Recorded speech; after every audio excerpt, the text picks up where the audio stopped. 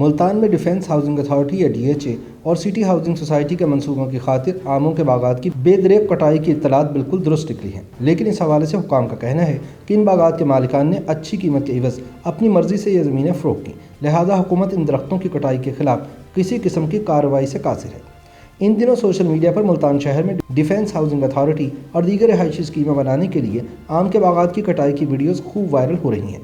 اس حوالے سے اب یہ پتہ چلا ہے کہ بوسن روڈ اور شجاع آباد روڈ پر واقع رسیلے آم کے باغات کے مالکان کو فی ایکڑ 1 کروڑ روپے سے 2 کروڑ روپے تک آفرز ہوئے، جس پر انہوں نے یہ زمینیں ہاؤسنگ سوسائٹی والوں کو فروخت کر دی۔ لہٰذا اب کئی ماہ سے یہاں گھروں کی تعمیر کے لیے دھڑا دھڑ آموں کے درخت کاٹے جا رہے ہیں۔ مقامی لوگوں کے مطابق وائرل ہونے والی ویڈیوز میں سے ایک ویڈیو جس میں آم کے درخت کاٹ کر ایک ٹریکٹر ٹرالی پر رکھے جا رہے ہیں ملتان میں بوسن روڈ کی ہے۔ ایک مقامی زمیندار نے بتایا کہ بوسن روڈ کی یہ جگہ سٹی ہاؤسنگ سوسائٹی فیز 1 کے لیے استعمال ہو رہی ہے، جبکہ باقی کی درخت کاٹنے کی ویڈیوز شجاع آباد روڈ کی ہیں جہاں سٹی ہاؤسنگ سوسائٹی کے فیز 2 پر کام ہو رہا ہے۔ مینگو گروورز ایسوسی ایشن ملتان کے صدر طارق خان کے مطابق ایک ویڈیو شجاع آباد روڈ کے علاقے نشتر 2 کی ہے جہاں سٹی ہاؤسنگ سوسائٹی نے اپنے فیز 2 منصوبے کی تعمیر کا اعلان کر رکھا ہے۔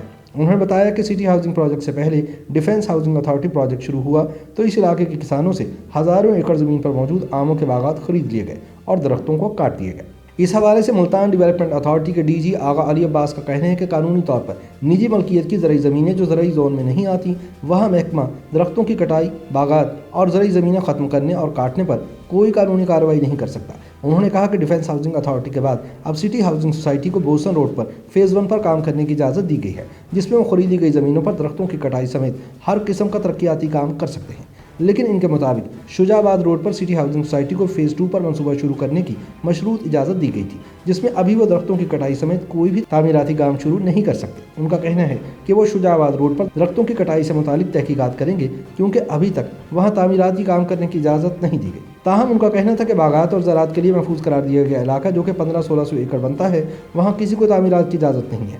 ملتان ڈیولپمنٹ اتھارٹی کے حکام کے مطابق سٹی ہاؤسنگ سوسائٹی نے اپنے فیز 1 منصوبے کے دوران اس علاقے میں تعمیرات کی کوشش کی تھی جن پر ان کا کام بند کروا دیا گیا تھا۔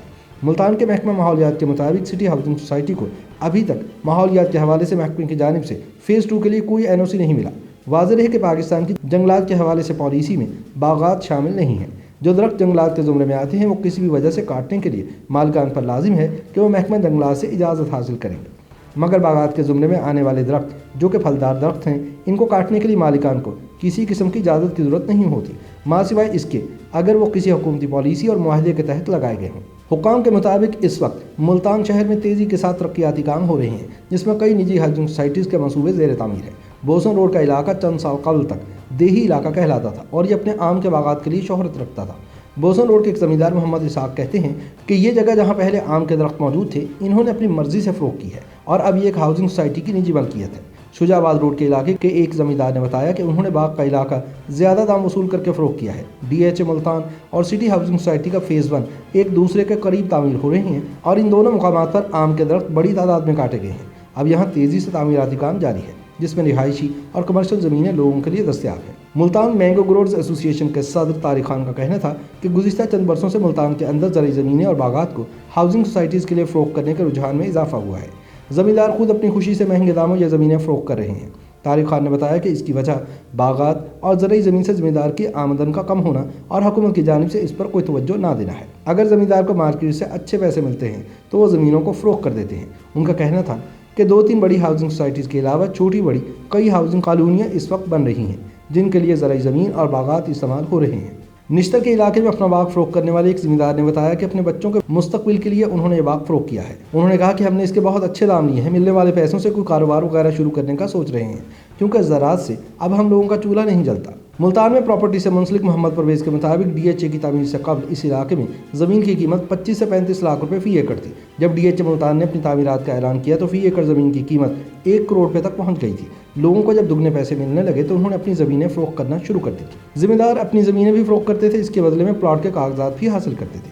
پرویز کا کہنا تھا کہ اب DHA اور سٹی ہاؤسنگ سوسائٹی کے فیز 1 والے مقام پر فی ایکڑ کی قیمت 2 کروڑ سے بھی زیادہ ہو چکی ہے، جبکہ اگر کوئی مکمل سوسائٹی یا پلاٹنگ ہوئی ہے تو اس کی قیمت بہت زیادہ ہے۔ ملتان مینگو گروورز ایسوسی ایشن کے صدر طارق خان کا کہنا ہے کہ یہ ٹھیک ہے کہ اب رہائش اور گھروں کی ضرورت بڑھ رہی ہے، مگر اس کے ساتھ خوراک کی ضرورت بھی بڑھ رہی ہے۔ وہ کہتے ہیں کہ ہمیں دونوں چیزوں میں توازن قائم رکھنے کی ضرورت ہے۔ حکومت کو چاہیے کہ وہ زرعی زمینوں اور باغات والے مقامات پر ہاؤسنگ سوسائٹیز کی اجازت نہ دے۔ انہوں نے مزید کہا کہ رہائشی مقاصد اور نئی سوسائٹیز کے لیے ایسی زمینیں استعمال ہو سکتی ہیں جو زراعت اور باغات کے لیے استعمال کے قابل نہ ہوں، یعنی ایسی زمینیں جو بنجر اور ناقابل کاشت ہوں، وہاں پر سوسائٹی بن سکتی ہے تاکہ ہمارے سرسبز علاقوں کو نقصان نہ پہنچ سکے۔